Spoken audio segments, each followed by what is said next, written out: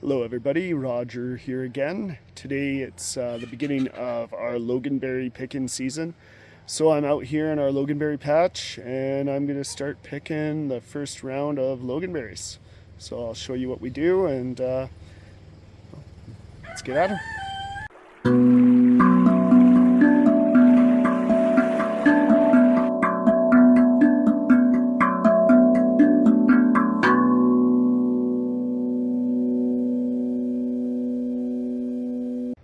And here we have loganberries, Rubus loganobacchus. And you could see here, this isn't fully ripe, but I would still pick that. Now, it's a kind of a hard berry and it's long. And loganberries are a cross between a blackberry and a raspberry. And they also have their own unique flavor. They're kind of sour with like an after puck, kind of a puck to the taste. So it's kind of tangy, zingy. Now these ones down here, these are fully ripe loganberries. They turn a dark purple. So this is why I'm picking them now, because there's already some that are fully ripe, and if I leave them any longer they'll start to rot. So loganberries are a berry that you have to pick every few days once they start to ripen. When I'm picking and filming this right now, it's middle of July, and they'll go on throughout August. And a good thing about loganberries is you usually, all the green berries that you see here, almost every season, all of these green berries will ripen. So I'm just gonna taste test for you guys one of these ripe loganberries here. It's quite firm berry. It's not squishy. And when it's fully ripe, it's gonna be a dark red or a purplish color. And yeah, here we go. I'm gonna take a bite. You can see here, it's got a core. It's got an after sour. So after a while, there's this little bit of a sourness, and it's quite sharp, and that's that puck that people describe when they're tasting a loganberry. Again, it's got its own unique flavor. It's hard to describe. You'll have to try it. But it's really good. And it makes a really great jelly. And in the jelly form, because you're juicing the berries, every spoonful is a concentrated form of that berry. So that after puck taste is quite strong with the jelly. Anyways, let's start picking the loganberries. Now usually it's quite quiet in the neighborhood, but the neighbors are mowing their lawn, so you'll hear that in the background instead of the usual birds, but I'm sure you'll hear them too. And again, with loganberries, you'll have to wave the bushes up to find the ones hidden underneath all the leaves. And another thing to note is the stem of the vines of loganberry are quite prickly. Here's one hidden there. If I didn't move the leaves, I wouldn't have seen it. But the stems are quite prickly, so you want to kind of wear long sleeves and just brush the branches or the vines off to the side with your long sleeves. And it's best to wear long pants as well. I'm wearing shorts right now, but when I'm really getting in the bushes, I'm going to notice it on all my legs. And here you can see you have to really get into the vines. Oh, here's one that's gone bad. It's turning moldy. So I usually just throw those away when I see those. But you have to get right in here and pick the ripe ones that are hidden away. There's a bad one there. I'll just shake it off and get it down out of there so it doesn't infect the other berries. And over there, where I can't really reach, is a ton of ripe loganberries. So I'm gonna have to try and find my way in there. So again, once the season starts for loganberries, you gotta be picking them every couple of days. That one was a little too ripe, it fell out of my fingers there.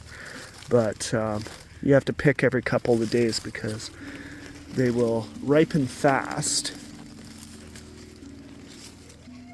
I always have to crouch down and get right down under the bushes to see if there's anything in here. Lots of green ones still. Again, this is my first picking, so later on in the season I'll be picking more and you'll see just how many ripe ones could start popping up on the bushes. And that one there isn't quite ready yet, so I'm just going to leave that on the bush, and in a couple days that'll be nice and ripe and easy to pick. Now, earlier in the season, I made a video about us prepping the Loganberry patch, and I tied some string here and hung the vines over the string. So you can see there's a clear path for me to walk in here, and the vines are all hung over this string here, which makes it so that the berries ripen in clusters that are easy for you to pick right there in front of you. These ones aren't quite ready yet, so I'm just going to leave them there and pick them in a few days.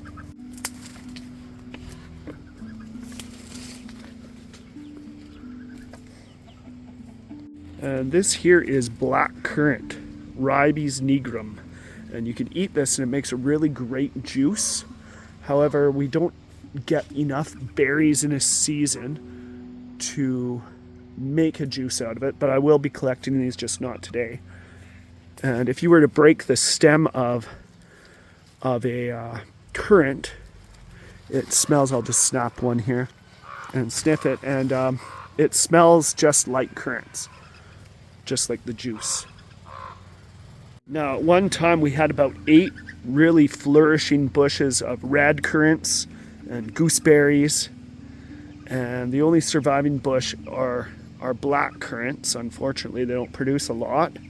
And a neighbor brought in some currant bushes to his own yard, and they were infected with an insect called the gooseberry sawfly, and they just devastated all the currant bushes in town, and our bushes to this day are struggling to survive. So unfortunately, I can't make a currant jelly yet, but I'm trying to replenish our currants. Down by my feet is our little goose, Guggen.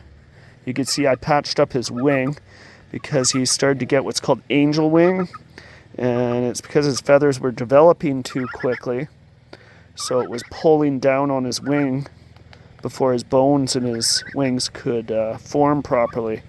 So I taped up his wing. It's not bothering him, in a little sling there in the proper formation, and hopefully as he's developing here, he's in his pubescent phase, going through puberty, and his voice is starting to change. About a month ago, when he hatched from an egg, it's hard to believe he's already a month old, but when he first hatched, he could fit in just my hand, and now he fits perfectly in my arms. And during the day, I have him out here in the raspberry patch. He loves nibbling on my shoes. So again, when you see moldy berries on your bushes, just pinch them and drop them off, because they'll spread to your other berries that aren't ripe yet, so get rid of them. Another great thing about Loganberries is they're really large berries, as you can see in my hand here. So you get a full bucket quite fast in a patch like this. You can see, look at all these berries here that I gotta pick. So I might even get a full bucket here in my first try. That's what I was hoping to show you, is that when the bush starts to ripen, it ripens quite fast, and you'll get a big crop of them like this. So you could easily get a bucket in no time. I gotta pick these now, because if they sit any longer, you can see there's a bunch in here. If they sit any longer, they're just gonna go moldy and go bad. But those are almost overripe, but that is fully ripe Loganberries right there. Just look at all those nice, ripe Loganberries. Look at them all.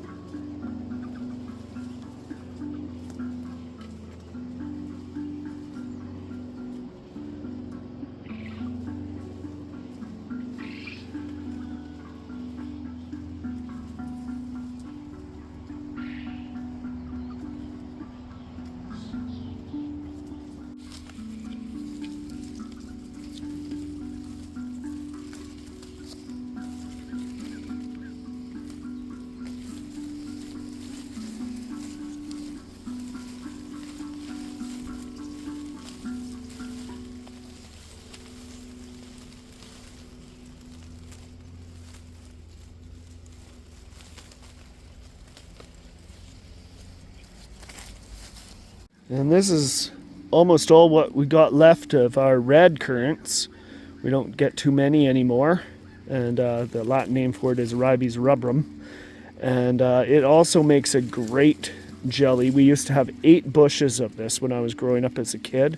And this is a surviving bush of those original bushes. But again, the gooseberry sawfly just devastated them. And we no longer have a good crop of currants anymore. But the plan is to restore our currant bushes, and eventually I hope to get there, and we'll be making some currant jelly in the future.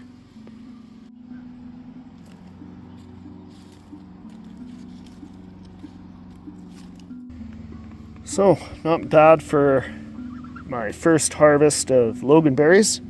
Again, the season has only just begun and there's a lot of green berries, so once they start ripening though, I gotta pick every couple days.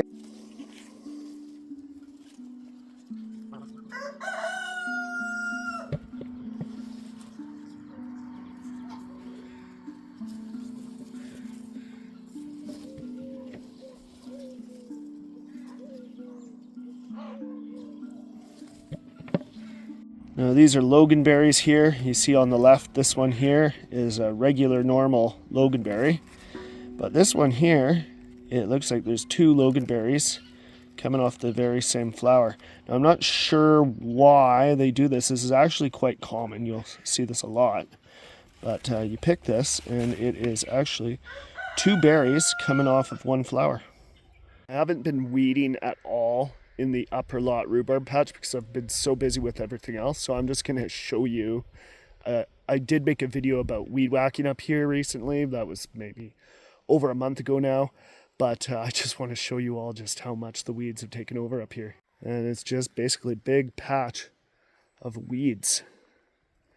But the cool thing is, among the weeds is this purple flower. I'm not sure what it's called, but there's a lot of it up here. And it's like this carpet of purple. Well, today we are over here in Port McNeill and we're gonna pick some thimbleberries. We try to get over here at least once a week, maybe once every couple weeks. It depends how much sun we're getting. So we try to get as many of the berries that ripen as we can when the season's good. So it's about midsummer here now and we're out picking thimbleberries in Port McNeill. And I'm also going to try and see if the fireweed flowers are ready for harvest, and I'll show you what we do when we pick fireweed. So yeah, let's get at her. I'm picking thimbleberries whenever I find a patch. Got to pick as many of them as I can since our primary berry patch in Port McNeill has been turned into a parking lot. So I'm just going to see if I can find as many of these as I can while they're out and about ripe, but they're just starting to ripen now. So you can see, since I was over here last, over a week ago now, that a few of the berries have started to ripen, but they don't ripen all at once. So you got to pick these when they're ripe and come back maybe a week from now and they'll be more ripe. And you have to pick the ones that are ripe when they're ripe because they just fall off the bush and you'll miss them otherwise. So it's something you have to pick quite frequently when this season starts to happen. You can see the berry is just about to fall off, so I'm just going to grab that as carefully as I can. I must be close to these little birds' nests. I'm not sure if you could see them, but they're obviously distressed, so I'm just going to quickly pick what's in the area and get out of their way. So I have this handy app on my phone that listens to the bird calls and it tells me what they are, and these are white-crowned sparrows, and the picture it showed me, sure enough, looks just like these birds. I'm trying to zoom in on them there we go. Can you see that? I can see that pretty clearly through the camera.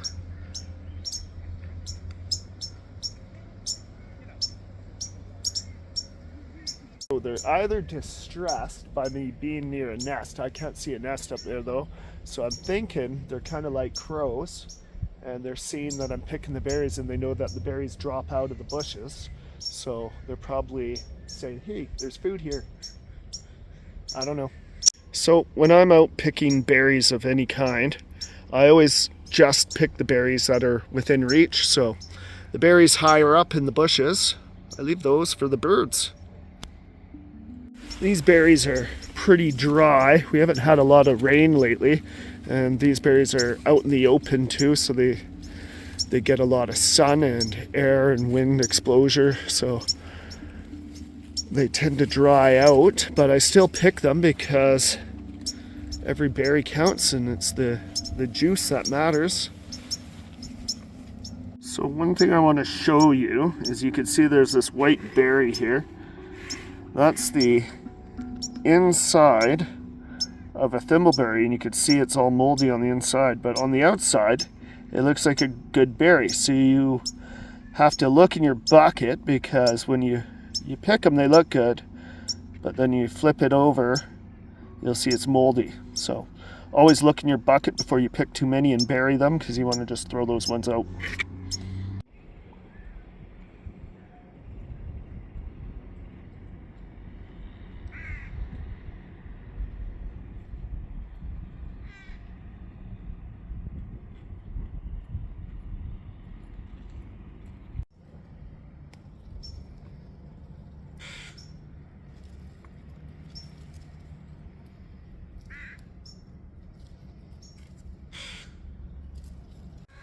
So this is the second time this season that I've come across one of these land snails here, and you didn't used to see these up on the North Island, and now they're quite common. Here's one further in the bush here.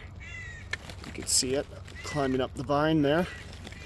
So I think they're invasive, and they're not native to here, but if they're not doing harm, then I wouldn't be too concerned. But if I'm starting to see this many of them this frequently, then they're going to start to become a pest. I just found a decent patch of nice juicy thimbleberries here. They're growing along a ditch, so they're getting lots of moisture, and they're getting nice and juicy. See here, you can see nice juicy berries. Look at these beautiful red thimbleberries. Nice. Yikes. This here was another great thimbleberry patch just last year, and it looks like the town of Port McNeill just wiped it right out.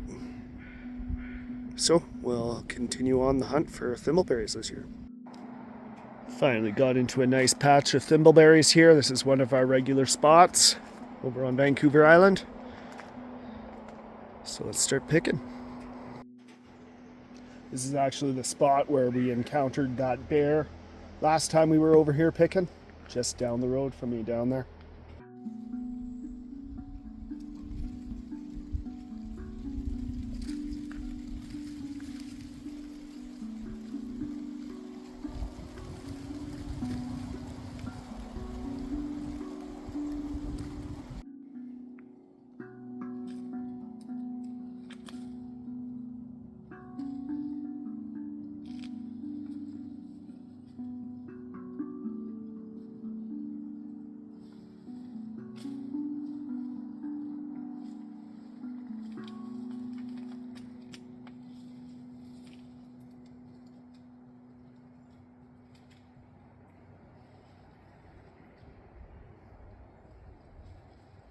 How much do you got so far? About a quarter of a bucket, I guess. Okay.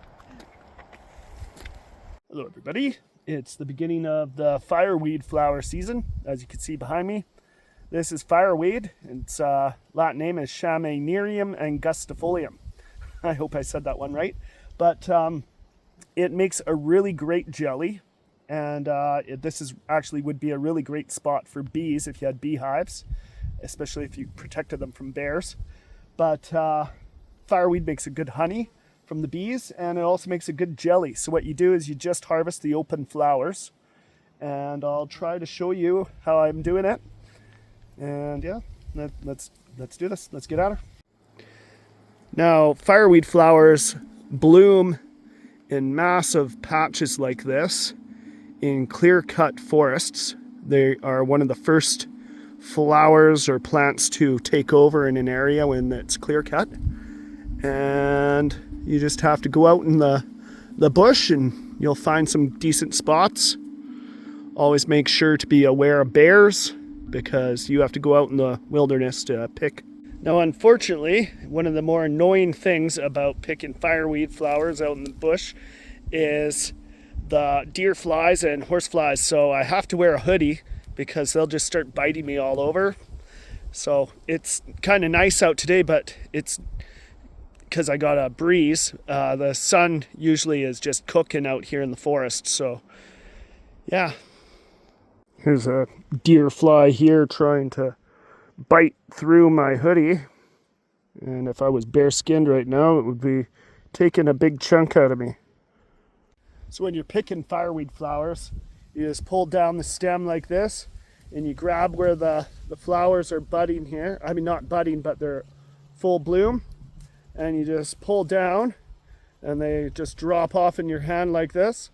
And you just dump those into your bucket, just wherever there's flowers. I could have waited a little longer in this patch, but I can't guarantee what my schedule's going to be like in the next few days. So I got to pick when I'm over here to pick them. And unfortunately over here in Port McNeill is the only place I could find these. Can't find them really in massive quantities over on Malcolm Island.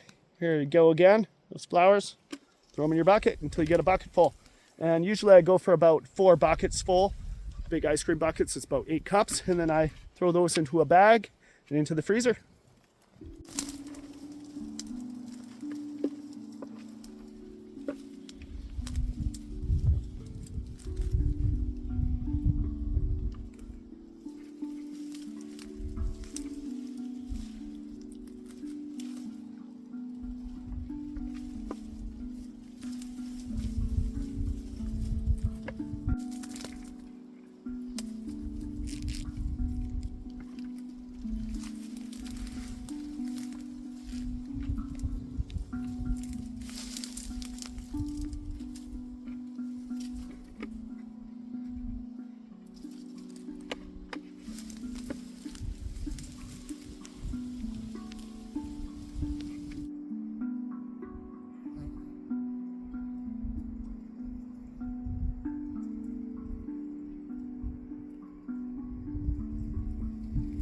And you can see when you get into a really good clear-cut patch like this, it wouldn't take you too long to fill up a few buckets of flowers.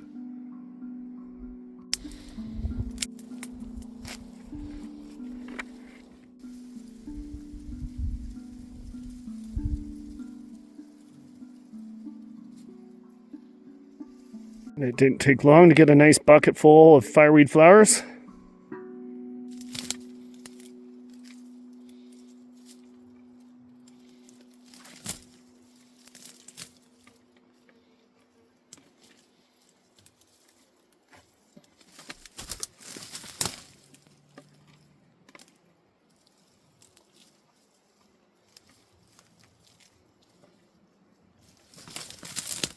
And here we got some black bear scat. So you always have to be mindful when you're picking berries and fireweed flowers out in the middle of the bush because right around the corner there could be a black bear. Yeah, it looks like he's eating berries, so yeah. Oh, since I've been picking berries over in Port McNeill, I haven't been picking over here in Sorrentula for a few days, and as you can see, there is a ton of raspberries I got to start picking right now before they go bad. So the Logan berries are starting to ripen, so I'm going to be picking those. And that's what happens. Every few days you got to keep picking. Guggen's getting bigger. He's fits in my whole arms here. He used to fit in my hand, now I have to hold him with my whole arm. Alright, that's all I got to say for today, so don't forget to like, share, and subscribe if you want to follow along my video series, and I will see you all in the next video. Alright, ciao.